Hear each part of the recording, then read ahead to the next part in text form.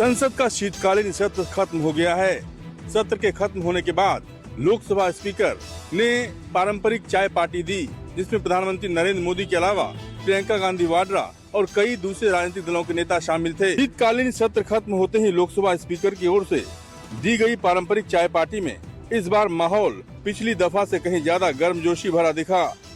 प्रधानमंत्री नरेंद्र मोदी, रक्षा मंत्री राजनाथ सिंह, सहयोगी दलों के नेता और कांग्रेस की ओर से प्रियंका गांधी वाड्रा समेत विपक्ष के तमाम प्रमुख फ्लोर लीडर्स ने शिरकत की। खास बात यह रही कि पिछली बार के बहिष्कार के उलट इस बार विपक्ष पूरे मन से चाय की मेज पर मौजूद था। करीब 20 मिनट चली इस चाय पार्टी में सियासत कम और संवाद ज्यादा दिखा। चाय के साथ सुझाव भी परोसे गए। कुछ सांसदों ने नए संसद भवन में एक समर्पित सेंट्रल हॉल बनाने का आग्रह किया। इस पर एक वरिष्ठ मंत्री ने याद दिलाया कि पुराने संसद भवन में भी ऐसी सुविधा थी जिसका इस्तेमाल कम होता था। प्रधानमंत्री ने भी चुटकी लेते हुए कहा कि वो तो रिटायरमेंट के बाद के लिए है, अभी तो आप सभी को बहुत सेवा करनी है। जवाब में ठहाकों ने मेज घेर ली। रमन कुमार, दिल्ली, न्यूज़ 24। संसद के दोनों सदन आज से अनिश्चित काल के लिए स्थगित हो गए। इस दौरान जो शीतकालीन सत्र चला उसमें कुल 15 बैठकें हुई। 10 बिल लोकसभा में लाए गए थे, जिसमें से 8 बिल पास करवाए गए। विपक्ष ने 3 बिल को कमेटी को या जेपीसी को भेजने की मांग की थी, उसमें से 2 बिल कमेटी को भेजे गए हैं। इस सत्र में कई महत्वपूर्ण बिल पेश हुए, लेकिन सबसे ज्यादा हंगामा विकसित भारत जी राम जी बिल को लेकर हुआ और उसके जो इम्प्लीकेशंस हैं वो संसद सत्र खत्म होने के बाद भी दिखते रहेंगे। कुल मिलाकर संसद की ये कार्यवाही हंगामेदार रही, लेकिन प्रोडक्टिविटी अगर देखी जाए लोकसभा की तो 111% रही। 10 बिल लाए गए, जिसमें से 8 बिल पास हुए।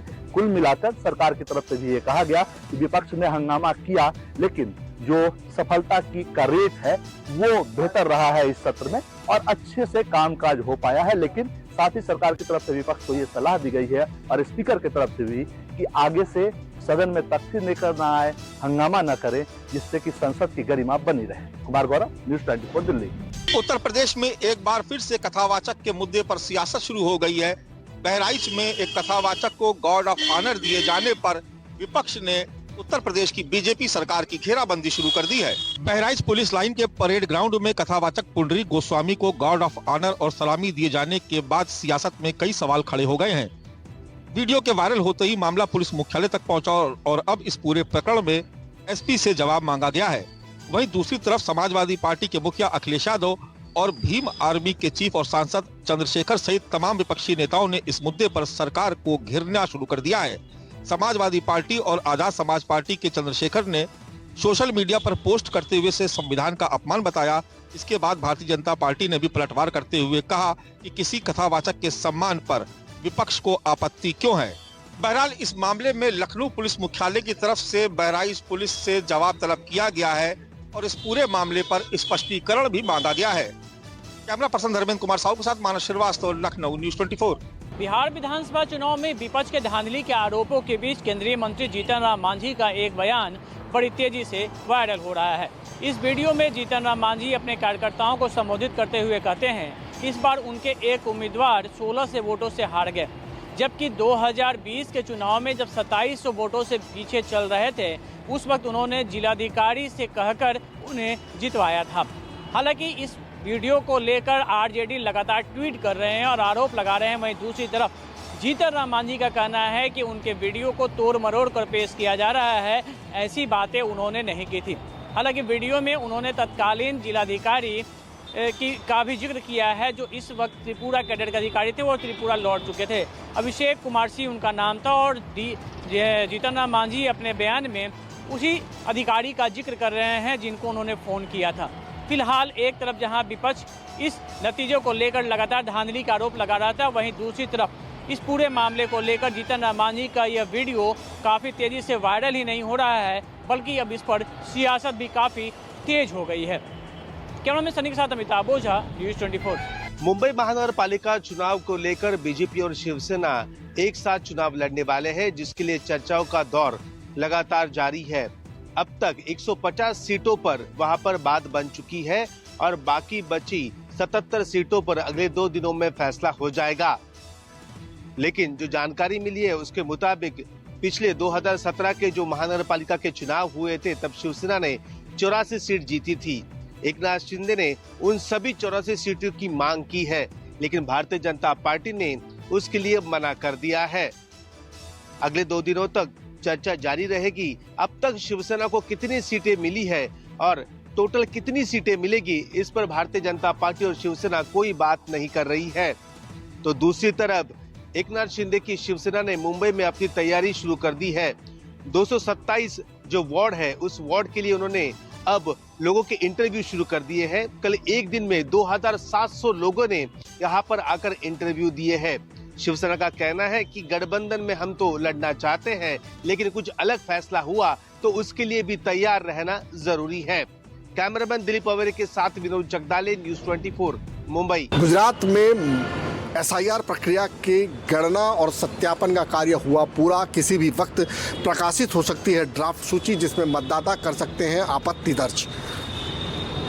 लगभग 5.8 करोड़ मतदाताओं को एसआईआर का फॉर्म वितरित किया गया था, जिनमें से 4.34 करोड़ फॉर्म वापस हुए हैं, यानी करीब 74 लाख मतदाताओं ने फॉर्म वापस नहीं किए। जिनके फॉर्म लौटे हैं उनमें से लगभग 44.45 लाख मतदाताओं का पता या डेटा सही तरीके से मैच नहीं हो पाया। प्रक्रिया में 17 से 18 लाख मृत मतदाता अब भी मतदाता सूची में पाए गए हैं और उन्हें हटाने की पहचान हुई है। 30 लाख से ज्यादा मतदाता स्थायी रूप से अन्य स्थानों पर शिफ्ट पाए गए हैं। डुप्लीकेट वोटर भी हजारों मामले मिले हैं। सीओ कार्यालय के अनुसार एएसडी यानी एब्सेंटी शिफ्टेड डिसीज श्रेणियों में मिली विसंगतियों का सत्यापन लगभग पूरा हो चुका है और अब अंतिम ड्राफ्ट जारी होने वाला है। एसआईआर के आंकड़ों के मुताबिक गुजरात में अहमदाबाद, सूरत आदि कुछ जिलों में करीबन 73.94 लाख संभवित हटाव के लिए सूचीबद्ध है, जिनमें लगभग आधे अहमदाबाद और सूरत के हैं। आपको बता दें कि आज जारी हो रहे ड्राफ्ट मतदाता सूची पर दावे और आपत्तियां दर्ज कराई जा सकेगी और जिसके बाद अंतिम मतदाता सूची जारी होगी। कैमरामैन प्रसाद भूपेंद्र सिंह, अहमदाबाद, न्यूज़ 24। बिहार में मुख्यमंत्री नीतीश कुमार और हिजाब मामला ठंडा होने के बजाय बढ़ता ही जा रहा है। एक तरफ नुसरत परवीन ने कहा है कि वो अभी परेशान है, ट्रोमा में है, नौकरी ज्वाइन करेगी या नहीं करेगी इसका फैसला वो कल यानी अगले 24 घंटे में करेगी। और दूसरी तरफ आप देख सकते हैं कि बिहार में महिलाएं राजधानी पटना की सड़कों पर उतरकर नीतीश कुमार के खिलाफ नारेबाजी कर रही है। ये सभी महिलाएं जो है वो अखिल भारतीय प्रगतिशील महिला एसोसिएशन के कार्यकर्ता और नेता हैं। इनका कहना है कि नीतीश कुमार ने जो किया है, जिस तरीके से महिला डॉक्टर का नकाब खींचा है, इसके लिए मुख्यमंत्री नीतीश कुमार को डॉक्टर नुसरत परवीन से माफी मांगनी चाहिए। कैमरामैन ऋषि के साथ सौरभ कुमार, पटना, न्यूज़ 24। महाराष्ट्र सरकार में खेल मंत्री और एनसीपी अजित पवार गुट के नेता मानिक राव कोकाटे की मुश्किलें बढ़ने लगी हैं। कोकाटे का इस्तीफा मंजूर कर लिया गया है, अब वो मंत्री नहीं रहे। इसके अलावा नासिक पुलिस उनको गिरफ्तार करने के लिए मुंबई में दाखिल हो चुकी है। इस समय मानिक राव कोकाटे लीलावती हॉस्पिटल में एडमिट हैं, जहां पर उनकी एंजियोग्राफी कराई गई है। थोड़ी ही देर में हॉस्पिटल मेडिकल बुलेटिन जारी करेगा। इसके बाद उनकी तबीयत ठीक होने पर उनको गिरफ्तार किया जा सकता है। इस बीच कोकाटे ने राहत के लिए हाई कोर्ट का रुख किया है। अब देखना यह है कि क्या बॉम्बे हाई कोर्ट से उनको राहत मिलती है या नहीं। अगर कोकाटे से विवादों के रिश्ते की बात करें तो कई बार वो विवादों में फंसे रहे। विधान भवन में रमी खेलते हुए कोकाटे का वीडियो वायरल हुआ था, जिसको लेकर विपक्ष काफी हमलावर था। इसके बाद उन्होंने किसानों की कर्ज माफी को लेकर बयान दिया था, जिस पर अजित पवार ने भी उन्हें हिदायत दी थी। तो विवादों से मानिक राव कोकाटे का पुराना नाता रहा है। कैमरामैन के साथ इंद्रजीत सिंह, न्यूज़ 24 मुंबई। बिहार मुख्यमंत्री नीतीश कुमार द्वारा एक मुस्लिम महिला का नकाब खींचे जाने का मामला यहाँ कश्मीर घाटी में काफी राजनीतिक बवाल के रूप में बढ़ गया है। यहाँ सबसे अधिक पीडीपी इसको लेकर राजनीति और विरोध करती दिखाई दे रही है। कल पीडीपी की महिला विंग ने यहाँ घाटी में जगह जगह पर विरोध प्रदर्शन किए थे और आज पूर्व मुख्यमंत्री महबूबा मुफ्ती की बेटी इल्तिजा मुफ्ती ने न केवल पीडीपी महिला विंग को लेकर एक प्रदर्शन यहाँ श्रीनगर में लीड किया, बल्कि इल्तिजा मुफ्ती ने श्रीनगर के कोठीबाग पुलिस स्टेशन में इस मामले में कंप्लेंट देते हुए बिहार के मुख्यमंत्री नीतीश कुमार के खिलाफ एफआईआर की मांग की है। इल्तिजा मुफ्ती ने साथ ही इसके चलते बीजेपी और उसके सहयोगी एनडीए दलों पर निशाना साधते हुए कहा कि अगर वो इस तरह से मुस्लिम महिलाओं का अपमान नहीं रोकेंगे तो मुस्लिम महिलाएं पूरे देश में सड़कों पे उतरकर उन्हें सबक सिखाएगी। कैमरामैन मुकुब रशीद के साथ आशुतोष श्रीनगर, न्यूज़ 24। करीब 40% तक कमीशन लेकर विधायक निधि से विकास कार्यों की अनुशंसा करने के आरोपी तीनों विधायकों को आज सदाचार कमेटी ने नोटिस देकर अपने पास जवाब के लिए तलब किया है। दरअसल ये मामला उस वक्त सामने आया जब एक स्टिंग के जरिए वायरल हुए वीडियो में बीजेपी के रेवंत राम डांगा, रितु बनावत और अनिता जाटव के खिलाफ इस तरह का वीडियो वायरल हुआ और इस वीडियो के वायरल होने के साथ ही मुख्यमंत्री भजनलाल शर्मा ने इस पूरे मामले पर गंभीरता दिखाते हुए विधानसभा अध्यक्ष से इस पूरे आरोपों की जांच की मांग की थी। उसके बाद सदाचार कमेटी को यह मामला सौंप दिया गया था और सदाचार कमेटी ने इन तीनों आरोपी विधायकों को आज जवाब के लिए बुलाया है। इन तीनों विधायकों ने सदाचार कमेटी के पास अपना जवाब भी दे दिया, लेकिन कांग्रेस और बीजेपी ने भी अपने अपने आरोपी विधायकों को कारण बताओ नोटिस जारी करते हुए उनसे जवाब मांगा और इस जवाब के बाद अब ये दोनों पार्टियों के साथ साथ सदाचार कमेटी उनके जवाब से कितनी संतुष्ट हो पाती है, क्या उनके पर लगे आरोपों की पुष्टि हो पाती है और यदि हाँ तो किस तरह की कार्रवाई करती है, इस पर सबकी निगाहें रहेगी। कैमरामैन विक्रम सिंह भाटी के साथ श्रीवत्सन, जयपुर, न्यूज़ 24। यूपी विधानसभा के शीतकालीन सत्र के पहले दिन समाजवादी पार्टी के विधायकों ने कोडीन कफ सिरप के मामले पर जमकर विरोध प्रदर्शन किया।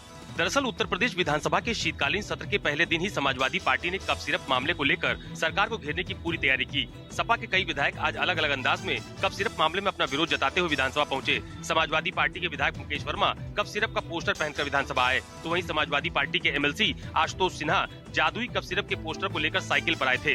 सपा विधायक जाहिद बेग ने भी साइकिल से आकर ये मुद्दा उठाया। सपा का कहना है कि आखिर इस मामले में बुलडोजर की कार्रवाई क्यों नहीं की जा रही है।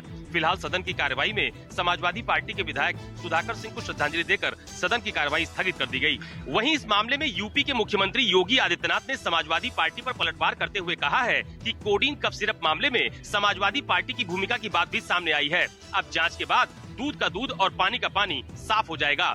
कैमरा पर्सन मिंटू सिंह के साथ अशोक तिवारी, लखनऊ, न्यूज़ 24। मध्य प्रदेश के सतना में जिला अस्पताल में थैलीसीमिया पीड़ित 6 बच्चों को HIV पॉजिटिव ब्लड चढ़ाने के मामले में अब जाकर एक बड़ी कार्रवाई हुई है स्वास्थ्य विभाग की तरफ से। उस कार्रवाई में अब जो ब्लड बैंक के प्रभारी समेत 2 लैब टेक्नीशियन को सस्पेंड कर दिया गया है और साथ ही शो कॉज नोटिस भेजा गया है सिविल सर्जन को। आपको बता दें कि थैलीसीमिया पीड़ित जो बच्चे हैं 4 के बाद 6 हुए थे और 6 बच्चों को जो ब्लड चढ़ाया गया था वो पॉजिटिव पाया गया, उसमें HIV पॉजिटिव के बाद इस पूरी घटना में जहां मध्य प्रदेश से लेकर दिल्ली तक ये पूरा मामला पहुंचा। आपको बता दें कि ये मामला पूरी तरह से संदिग्ध रहा।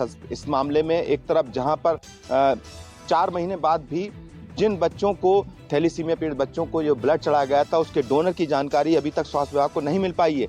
इसकी अलग जानकारी ली जा रही है आखिरकार कौन थे जिनके ब्लड में HIV का जो था जिनका ब्लड चढ़ाया गया। तो दूसरी तरफ इस तरह की कार्रवाई अब जाकर हुई है जिसमें स्वास्थ्य विभाग ने अभी ये माना है कि शुरुआती तौर पर जांच में ये गलतियां जो कहीं ना कहीं खामियां थी वो जो ब्लड बैंक के प्रभारी और लैब टेक्नीशियन की ये गलती थी। कैमरा पर्सन कमलेश व्यास के साथ विपिन श्रीवास्तव, न्यूज़ 24, मध्य प्रदेश। दिल्ली NCR में प्रदूषण कम होने का नाम नहीं ले रहा। हालात ऐसे बन गए हैं कि रोजाना एयर क्वालिटी इंडेक्स एक के बाद एक नए आयाम स्थापित कर रहा है। लगातार क्वालिटी एयर की और ज़्यादा खराब होती जा रही है और प्रदूषण की वजह से दिल्ली वालों को बेहद गंभीर नतीजों का सामना करना पड़ रहा है। सांस लेने की दिक्कतें और खासकर अस्थमा के रोगी इस समय अस्पतालों के चक्कर काटते नजर आ रहे हैं। एयर क्वालिटी इंडेक्स लगातार रोजाना नई नई स्थिति बनाता नजर आ रहा है। नोएडा की अगर बात करें तो करीब 500 से ज़्यादा जो है वो एयर क्वालिटी इंडेक्स दर्ज किया गया। इसके अलावा जो है वो सफदरजंग और चांदनी चौक और शादरा में भी हालात ऐसी रहे। करीब 350 से ज़्यादा एयर क्वालिटी इंडेक्स है।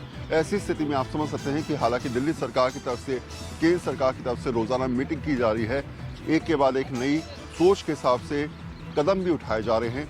जिनके पास पॉल्यूशन सर्टिफिकेट नहीं है उन गाड़ियों को सीधे तौर पर पेट्रोल देने की मनाही कर दी गई है। दिल्ली NCR के लोग फिलहाल इससे रूबरू होते हुए नजर भी आ रहे हैं। कैमरा पर्सन पहलाज सिंह के साथ वरुण सिन्हा, न्यूज 24 दिल्ली। उत्तर प्रदेश में घने कोहरे की वजह से दुर्घटनाएं बढ़ रही हैं, जिसको लेकर यूपीडा ने एक नोटिफिकेशन जारी किया है। इसके साथ ही रेलवे ने मॉक ड्रिल किया है। घने कोहरे को देखते हुए उत्तर रेलवे ने आलमबाग में की मॉक ड्रिल। रेल दुर्घटना के वक्त मॉक ड्रिल में ट्रेन पलटने के बाद कैसे लोगों को सुरक्षित निकालना है और घायलों को तत्काल अस्पताल पहुंचाना है, इसे लेकर की गई मॉक ड्रिल। उत्तर प्रदेश में घना कोहरा छाया हुआ है, जिसकी वजह से तमाम जिलों में हुए हादसे। आजमगढ़ में कुहासा में कार ट्रक में जाकर भिड़ी, 3 लोग की मौत। वहीं अमरोहा में ट्रक ने पुलिस वैन में मारी टक्कर, 3 पुलिसकर्मी गंभीर रूप से घायल, जिनके इलाज अस्पताल में चल रहा है। वहीं बीते दिनों अयोध्या, बस्ती, मथुरा, आगरा तमाम जिलों में हुए हादसे में कई लोगों की मौत हो गई, कई गंभीर रूप से घायल हैं। वहीं यूपीडा ने एक्सप्रेसवे पे गाड़ियों की गति सीमा घटाई है। 19 दिसंबर से 15 फरवरी तक लागू रहेगी ये घटी हुई गति सीमा। कारों के लिए दिन में 80 किलोमीटर प्रति घंटा, रात में 60 किलोमीटर प्रति घंटा स्पीड तय की गई है। गति सीमा का उल्लंघन करने पर ITMS से चालान भी होगा। इसके साथ ही एक इमरजेंसी हेल्पलाइन नंबर भी जारी किया है। यूपीडा ने 1449 जारी किया है। कैमरा पर्सन धर्मेंद्र साहू के साथ मनोज पांडे, लखनऊ, न्यूज 24। अंतर्राष्ट्रीय सीमा से सटे हुए इलाकों में BSF की ओर से बड़े पैमाने पर कॉर्डन सर्च ऑपरेशन को लॉन्च किया गया है और उसी के साथ एंटी टनल ऑपरेशन को भी लॉन्च किया गया है। हम इस समय ग्राउंड जीरो पर मौजूद हैं और तस्वीरों में आप देखिए यहाँ पर जो BSF के जवान हैं वो कैसे यहाँ पर इस बात को सुनिश्चित करने में लगे हुए हैं, क्या यहाँ पर कायर पाकिस्तान द्वारा पाले गए आतंकियों की ओर से कोई टनल तो नहीं खोदी गई।